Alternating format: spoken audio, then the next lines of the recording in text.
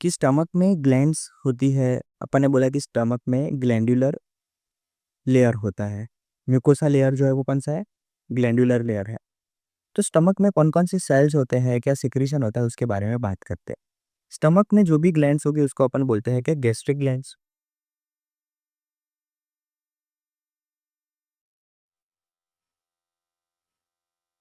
Okay. और जितनी भी गैस्ट्रिक ग्लैंड्स होती है वो होती है एक्सोक्राइन।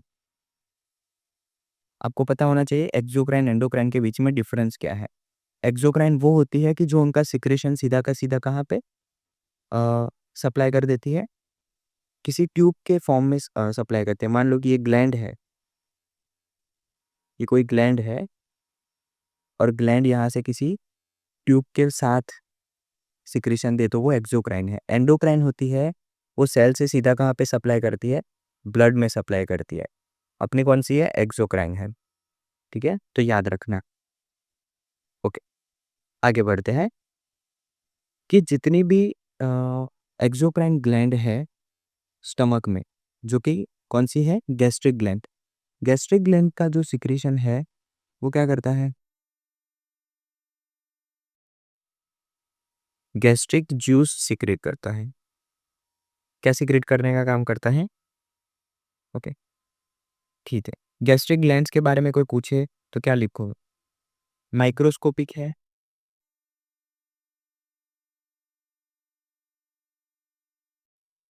न्यूमरस है, सिंपल ब्रांच्ड ट्यूबुलर ग्लैंड्स है।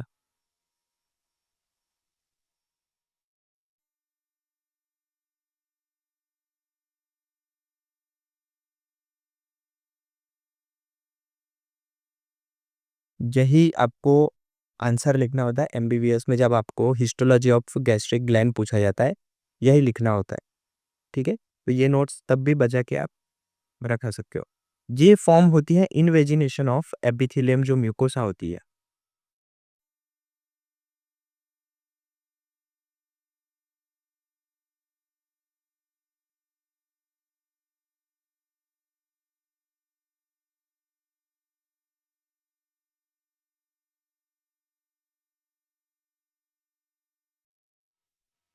उससे फॉर्म होता है। अब गैस्ट्रिक ग्लैंड में अपन देखेंगे कि 4 तरीके के आपको सेल देखने को मिलते हैं। कितने सेल देखने को मिलते हैं? 4 तरीके के। सबसे पहले जो सेल्स होते हैं वो होते हैं म्यूकस सेल्स।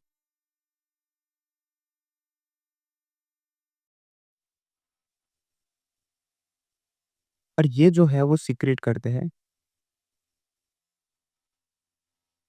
म्यूकस। ये क्या करते हैं? म्यूकस सीक्रेट करने का काम करते हैं। म्यूकस क्या काम करता है? प्रोटेक्ट करता है स्टमक की इनर वॉल को।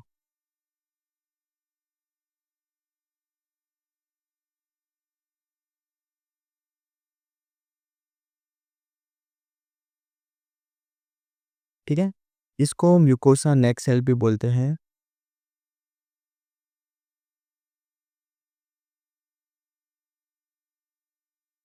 सेकेंड सेल्स होते हैं जिसको अपन बुलाते हैं पैराइडल sales.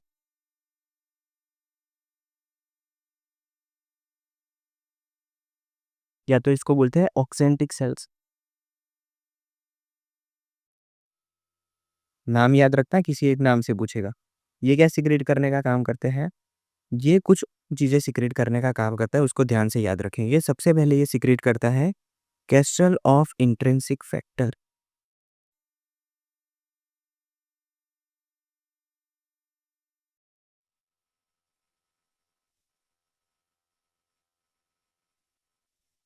Intrinsic factor.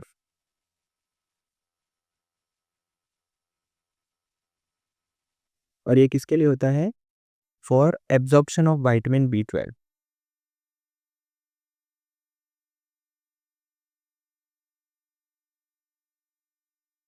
For absorption of vitamin B12। ये फैक्टर सीक्रेट यहाँ पे होता है, लेकिन एब्जॉर्प्शन ऑफ विटामिन B12 यहाँ पे नहीं होता है। वो इंटेस्टाइन के लास्ट पार्ट में जाके एब्जॉर्प्शन इसका होता है, वो याद रखना है। इसकी बात चल रही है अभी। पैराइटल सेल, ये सबसे पहले क्या सीक्रेट करते हैं? Intrinsic factor. इसके अलावा भी ये सारी चीज़ें सीक्रेट करने का काम करते हैं। जैसे कि ये सिक्रीट करने का काम करते हैं HCl को, और जिसकी पीएच होती है 1.8। कितनी होती है? 1.8, यानी कि ये हाईली एसिडिक पीएच है। ओके, ये आप याद रखना, ये इनएक्टिवेट जो टाइलिन होता है वो भी सिक्रेट करने का काम करता है ऑक्जेंटिक सेल।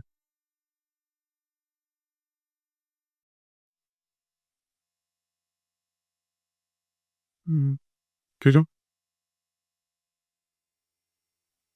HCl जो होता है ना, वो इनएक्टिव टाइलिन को क्या करता है? एक्टिवेट करने का काम करेगा। उसके अलावा जो भी बैक्टीरिया होंगे बोलस में, उसको किल करेगा।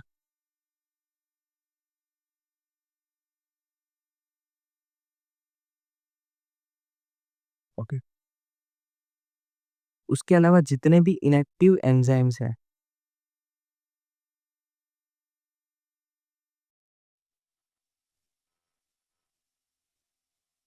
उसको एक्टिव करेगा।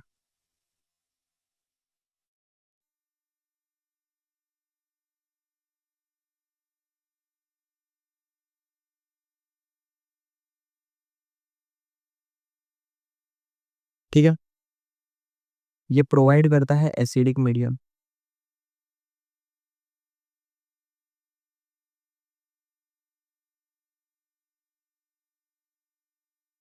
उसके अलावा फूड को सॉफ्ट करने का काम करेगा।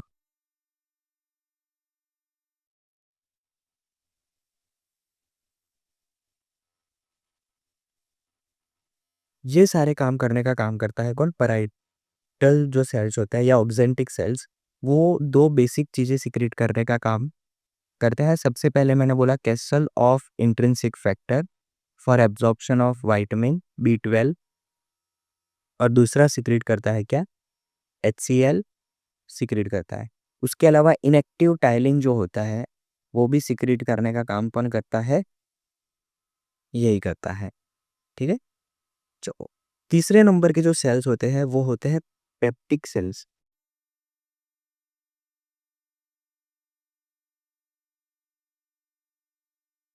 जिसको अपन चीफ सेल्स भी बोलते हैं या जाइमोजिन सेल्स भी बोलते हैं।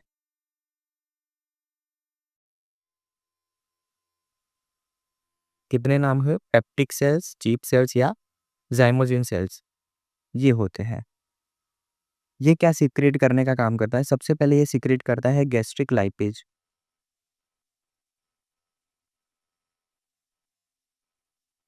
अच्छा, गैस्ट्रिक लाइपेज क्या करेगा? जो 1% इमल्सिफाइड जो फैट आएगा,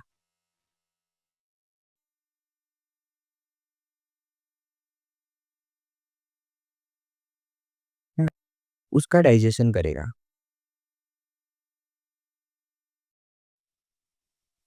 उसके अलावा पेप्टिक सेल्स जो होते हैं वो सिक्रेट करते हैं पेप्सिनोजन।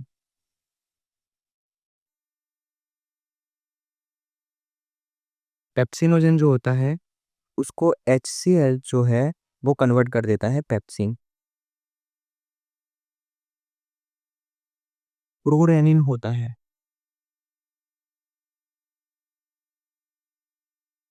ठीक है, रेनिन में डबल एन आएगा, उसको एक्टिव रेनिन में कन्वर्ट कर देता है कौन? HCl। अच्छा, प्रोरेनिन और रेनिन जो होता है, रेनिन का काम क्या होता है?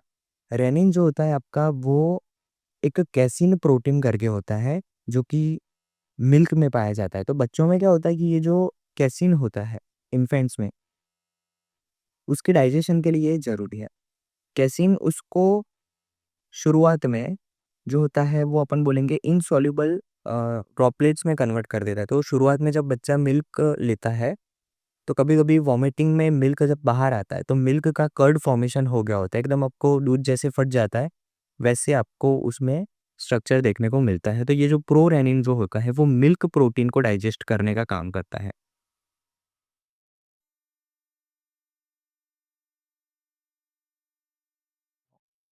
ना? और इसको डाइजेस्ट करके मिल्क में से कैल्शियम एब्जॉर्ब करवाने का, ये सब काम करने का काम करता है। तो स्टमक में जो गैस्ट्रिक ग्लैंड्स होती है उसकी बात की, उसके अलावा जो सेल्स होते हैं उसमें 3 सेल्स अपन ने देखे। सबसे पहला जो सेल आपने देखा वो कौन-सा था? म्यूकोसा सेल, दूसरा पैराइटल सेल, तीसरा पेप्टिक सेल्स या तो चीफ सेल या ज़ाइमोजेन सेल्स, सबके सिक्रीशन याद रखना है। चौथा नंबर का जो सेल्स है, वो इसका एक्सोक्राइन का ना बोल के अपन बोलेंगे कि कुछ हद तक वो एंडोक्राइन का सेल है। कुछ हद तक अपन इसको क्या बोलेंगे? एंडोक्राइन का सेल है। चौथा जो सेल्स है, वो है एंटेरो एंडोक्राइन सेल्स।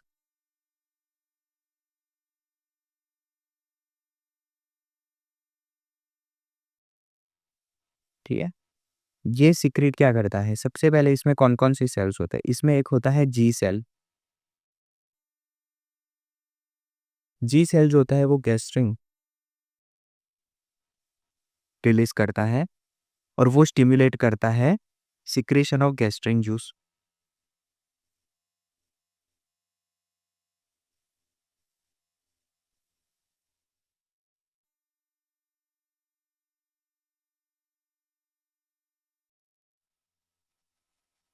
ओके? दूसरा है B cells. B cell secrete करते हैं स्टोमेटोस्टैटिन।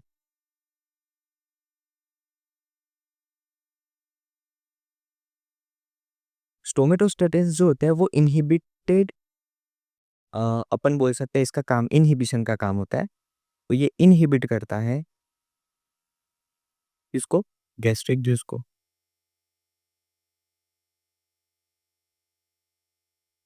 और तीसरे नंबर के जो सेल्स होते हैं उसको बोलते हैं ईसी सेल्स।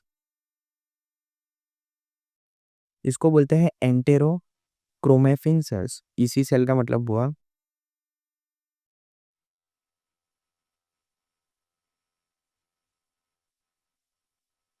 Chromaffin sales. ये सीक्रेट करते हैं हिस्टामिन। उसको हिस्टामिन सीक्रेट करते हैं और ये भी इनहिबिट करता है गैस्ट्रिक जूस को। ठीक है? तो ये स्टमक के बारे में इतनी बातें आपको याद रखनी है। सबसे पहले स्टमक क्या है, उसका लोकेशन क्या है, उसका स्ट्रक्चर क्या है। देखो, स्टमक की जो एनाटॉमी है और जो उसकी इंटरनल अपन पार्ट्स की अपन बोले कि इनर वॉल पे क्या है, ये सब क्या है, इतने डिटेल में अभी आपको नहीं जाना। कुछ लोग आपको गैस्ट्रिक कैनाल, गैस्ट्रिक पीट्स ये भी आपको बता देंगे, लेकिन एमबीबीएस में जाके पढ़ना है। अभी आपको एनसीईआरटी के हिसाब से ज़्यादा अपन ने ओमेंटम पढ़ना है। ओमेंटम पढ़ लिया, पेरिटोनियल लेयर को आपने पढ़ लिया, उसके बाद उसकी हिस्टोलॉजी पढ़ी। हिस्टोलॉजी इंपॉर्टेंट है। हिस्टोलॉजी में क्योंकि अलग-अलग सेल्स आते हैं और वो सेल्स भी आपको यहाँ पे दिखा दिए हैं कि भैया कौन-कौन से सेल्स होते हैं।